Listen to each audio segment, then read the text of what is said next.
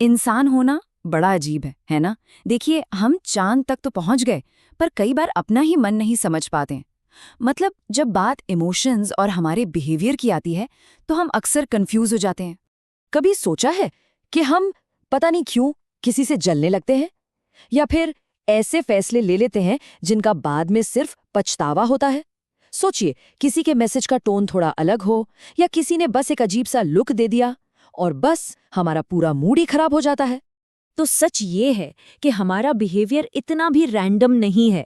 इसके पीछे कुछ छिपे हुए नियम, कुछ पैटर्न्स होते हैं। और अगर हम इन नियमों को थोड़ा सा भी समझ लेना, तो शायद हम खुद को और दूसरों को काफी बेहतर तरीके से समझ पाएंगे।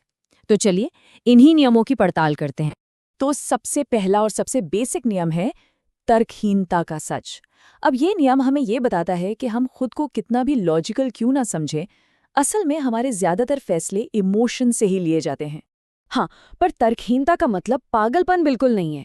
इसका सीधा सा मतलब ये है कि हमारी जो फीलिंग्स हैं वो अक्सर हमारे विचारों पर हावी हो जाती हैं।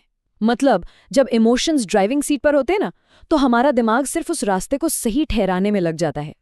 देखिए, हमारा दिमाग ना दो मोड में काम करता है। एक है स्लो मोड, जो आराम से सोच समझकर सब कुछ एनालाइज करके फैसले लेता है, और दूसरा है फास्ट मोड, जो तुरंत रिएक्ट करता है। और यही फास्ट वाला दिमाग हमारी भावनाओं से चलता है। इसीलिए जब हम इमोशनल होते हैं तो हम सच नहीं ढूंढते, हम तो बस अपनी भावनाओं को सही साबित करने के लिए सबूत ढूंढते हैं। ये एक बहुत ही बढ़िया एनालॉजी है। हमारा दिमाग एक जज की तरह काम नहीं करता, बल्कि एक वकील की तरह करता है। इसका काम सिर्फ हमारी भावनाओं को डिफेंड करना है, फिर चाहे वो सही हो या गलत। चलिए, इसे एक छोटे से एग्जाम्पल से समझते हैं। मान लीजिए आपने एक प्रोजेक्ट पर बहुत मेहनत की, लेकिन मीटिंग में आपके मैनेजर ने आपका नाम ही नहीं लिया। पहली फीलिंग क्या आती है? चोट लगती है, गुस्सा आता है, और हम तुरंत सोचते हैं, अरे इन्होंने तो मेरा क्रेडिट ही चुरा लिया। अब हमारा दिमाग बस इसी बात को सही साबित करने में लग जाएगा। वो ये नहीं सोचेगा कि शायद मैनेजर जल्दी में थे या भूल गए। बिल्कुल ऐसा ही तब होता है जब कोई हमारे मैसेज का जवाब नहीं देता। पहले तो हम सोचते हैं, चलो शायद बिजी होंगे, लेकिन थोड़ी देर बाद इमोशंस हावी होने लगते हैं और हम सोचने लगते हैं, पक्का ये मुझे इग्नोर कर रहे हैं। यहीं पर हमारी पुरानी इनसिक्योरिटीज, हमारे पुरानी डर आज के इस पल पर हावी हो जाते हैं। तो चलिए, अब अपने अंदर की दुनिया से थोड़ा बाहर निकलते हैं और सोशल वर्ल्ड में आते हैं, क्योंकि यहाँ पे काम करता है दूसरा नियम, सामाजिक मुखौटा। अब देखिए, भूमिका निभाने का मतलब ये नहीं है कि हम सब फेक हैं या नकली हैं, नहीं। इसका मतलब सिर्फ इतना है कि हम समाज में फिट होने के लिए, सोशल सर्वाइवल के लिए खुद को थोड़ा एडिट करते हैं। ऑफिस में हम वो हर बात नहीं कह देते जो हम सच में महसूस करते हैं, है ना?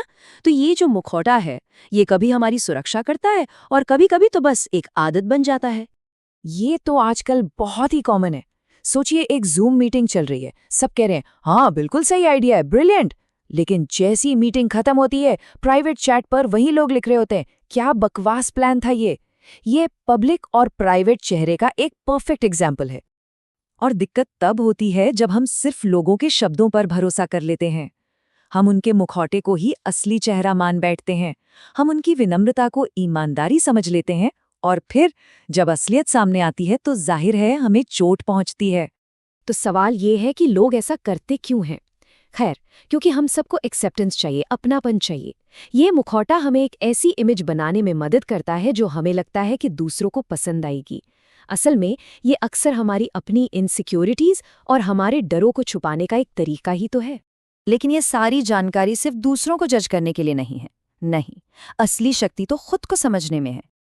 देखिए, असली मकसद दूसरों के मुखौटों पर उंगली उठाना नहीं है, बल्कि अपने अंदर के पैटर्न्स को पहचानना है, अपनी इमोशनल रिएक्शंस को, हम समाज में कौन सी भूमिका निभा रहे हैं उसको समझना है। क्योंकि जब हम अपने इन पैटर्न्स को समझ जाते हैं ना, तब हम उन्हें कंट्रोल करना भी सीख सकते हैं। और यही जागरूकता, यही अवेयरनेस हमें अपनी ही जिंदगी की कहानी में एक अनजाने एक्टर से एक होशियार डायरेक्टर बना देती है। हम सिर्फ रिएक्ट नहीं करते, हम अपनी प्रतिक्रियाओं को कंट्रोल कर सकते हैं, और जाहिर है बेहतर फैसले भी ले सकते हैं। तो अगली बार जब भी ऐसा लगे कि मैं तो बिल्कुल सही हूं, तो बस एक पल के लिए रुकिए और खुद से ये सवाल पूछिए, क्या ये वाकई मेरी समझ है या सिर्फ मेरे इमोशंस का शोर है?